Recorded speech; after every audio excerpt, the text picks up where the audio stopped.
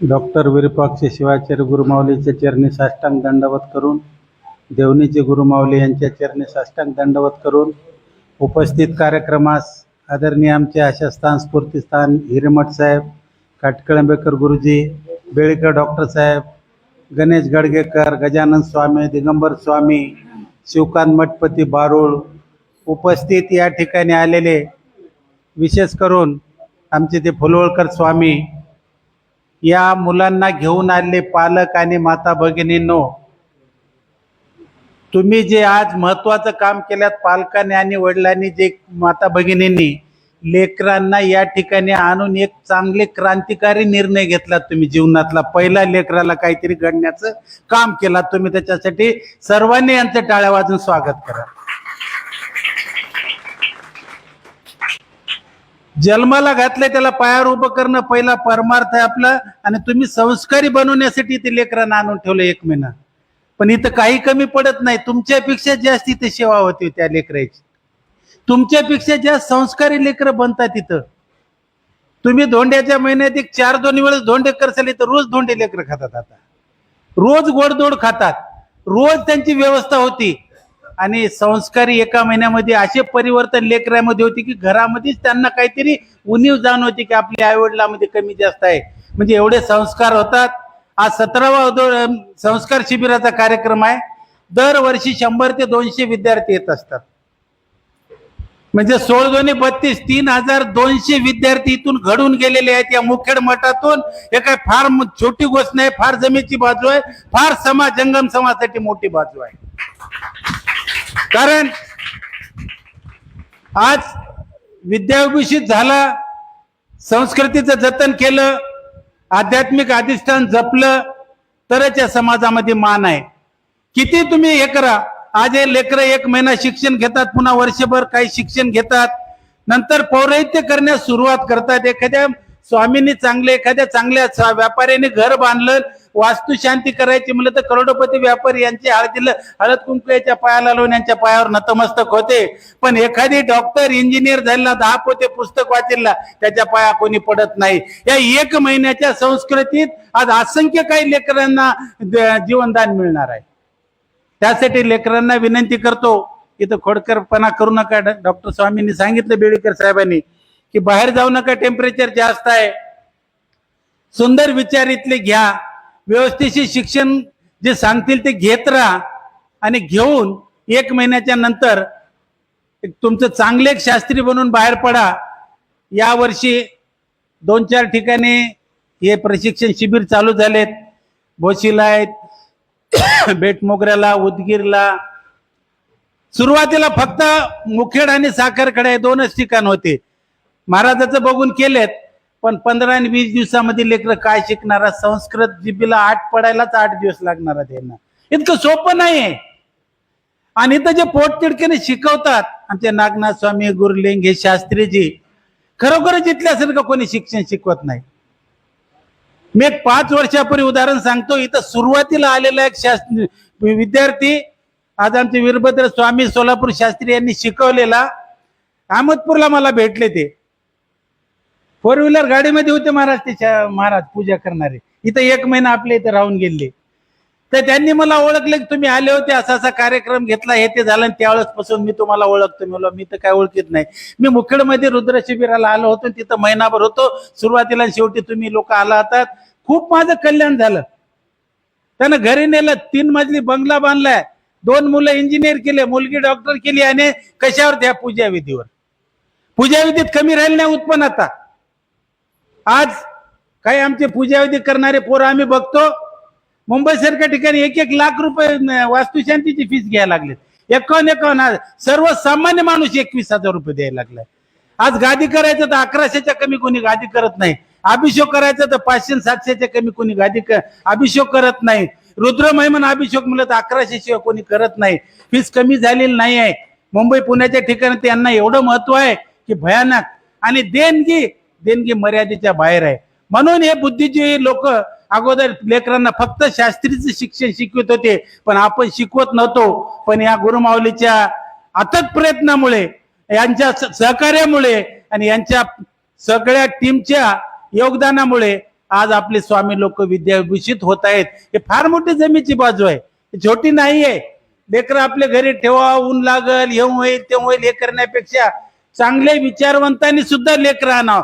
2 ठिकाणी मला दुःख जाणवलं. एक आम्ही वधूवर परिचय मेळावा घेतो, सगळे गरिबाचे लेकर परिचय देतात, पण श्रीमंताचा कोणीच परिचय देत नाही, त्याचा बाप बायोडाटा घेऊन येते. इथं सुद्धा सर्वसामान्याचे लेकर येतात, पण श्रीमंताचे लेकर एसी मध्ये बसून टीव्ही बघतात. काय शिकणार आहात की विद्वान बाप आणि धनवान बाप. त्यांना विनंती करतो, 1 महिना आपण सुद्धा यांच्या संग राहून किमान 100 आपले लेकर 10वीला असो, 12वीला असो, 8वीला असो, 9वीला असो, इथं आणून ठेवून त्यांना आपण शिकू आणि त्यांच्यासोबत आपण सुद्धा शिकू, तरच कल्याण होणार आहे. कारण हे तर शिकतीलच लेकर, आपले लेकर कधी शिकाव, आपल्या लेकराला कधी ज्ञान यावं. मुंबईला एक शास्त्री आहेत, आपले स्वामी, क्लासहून अधिकारी आहेत, 5च्या नंतर धोती पंचा घालतात, पूजाविधी करायला जातात. दुसऱ्या स्वामीपेक्षा 5 पट त्यांना उत्पन्न मिळते. त्यांनी म्हणले माझ्या सॅलरीपेक्षा डबल कधी मला मिळते. माझ्या घरी काजू कमी नाही, बदाम कमी नाही, नारळ कोण्याच गोष्टीची कमी नाही. म्हणले या पूजाविधीवर ऑफिसमध्ये मी 8 घंटे ड्युटी, उरलेला वेळ मी पूजाविधी करतो. म्हणले क्लासहून अधिकारी आहे. तर मला सांगायचं काय की आपण फक्त कडकच राहण्यात मजा नाही, आपण सुद्धा आध्यात्मिक ज्ञान शिकलं पाहिजे. आध्यात्मिक गुरु महाराजांनी एक पुस्तक गेल्या वर्षी आम्हाला दिलं होतं पूजाविधीचं. ते पुस्तक तेवढं जरी पाठ केलं, सुंदर पूजा करतायत, एवढं सुंदर महाराज तुम्ही लिखाण केलंय त्या पूजा पुस्तकाचं, ते तुम्ही सगळ्यांनी पाठ करा. आता जे शास्त्रीने पंचांगाचं दिलंय ते सुद्धा तुम्ही पठन करा आणि सुंदर रुद्र महिमान पंचांग या ठिकाणी शिकून जा. शेवटच्या दिवशी पण आम्ही येणारच आहोत.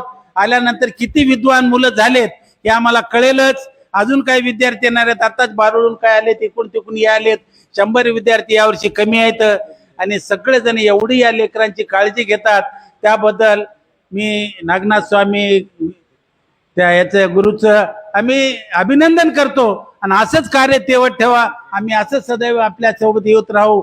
आणि आमची ही नांदेडची राज्यस्तरीय समाज जंगम समाज संघटनेची जी टीम आहे नेहमी कार्यरत असते. मधल्या 2 वर्षात काही कारणास्तव थोडीशी आम्ही काम ठप्प केलं होतं, पण दीपावलीनंतर जोमाने हे जनगणना झाल्याच्या नंतर आम्ही काम करणार आहोत.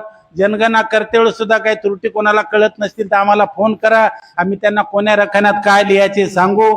जातीच्या याच्यामध्ये जंगम हे कंपल्सरी लिहा, हिंदू वीरशैव काय हे 2 लिहायचं, त्याच्यात बाकी इकडे लिहा, पण जातीच्या रखान्यात जंगम हे कंपल्सरी लिहिल्याशी राहू नका. याचा आम्ही परिपत्रक काढून 2 दिवसामध्ये आम्ही सबमिट करणार आहोत आणि सगळ्या समाजाला याचं मार्गदर्शन. आणि तशी नांदेडची जनगणना आमच्या हिरेमठ साहेबांनी केलेली आहे.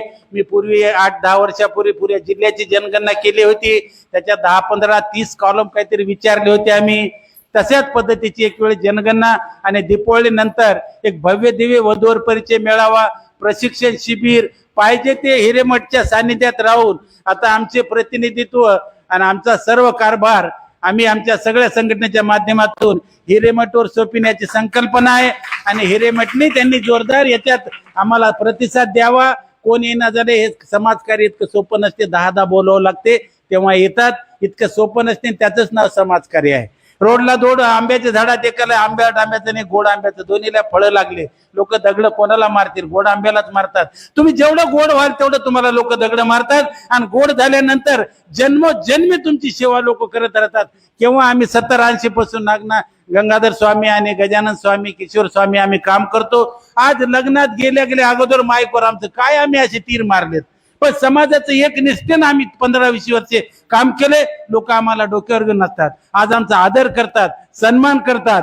ते जर प्राप्त करून घ्यायचं असेल, घरी किती जरी केलात, काय जगा वेगळं केलं म्हणून 2 शब्दात मुलगी सांगते, पण इथं जन्मभर समाज तुमचा ऋणी राहतो. आणि समाज कार्य करण्यासाठी दिगंबर स्वामी कुरुंदकर असो की हिरेमठ असो, यांना विनंती करतो की हिरेनं भाग घ्या.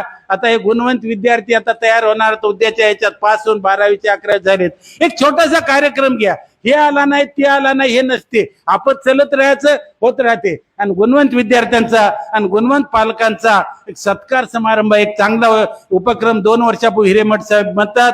तर या महिन्यात, या धोंड्याच्या महिन्यात हे कार्यक्रम ठेवा, जेवढे येतील ते येतील आणि तेवढ्यांचा आपण सन्मान करू, त्यांची उत्तरे करू, त्यांचं कौतुक करू. कौतुक करणं आपलं प्रातिनिधिक स्वरूपात महाराष्ट्र कार्यकारिणीचं आपलं कर्तव्य आहे, ते आपण निष्ठेनं करू. पूर्वीपासून आपण करत आलो, निष्काम भावनेनं समाजकार्य आम्ही केलेलं आहे.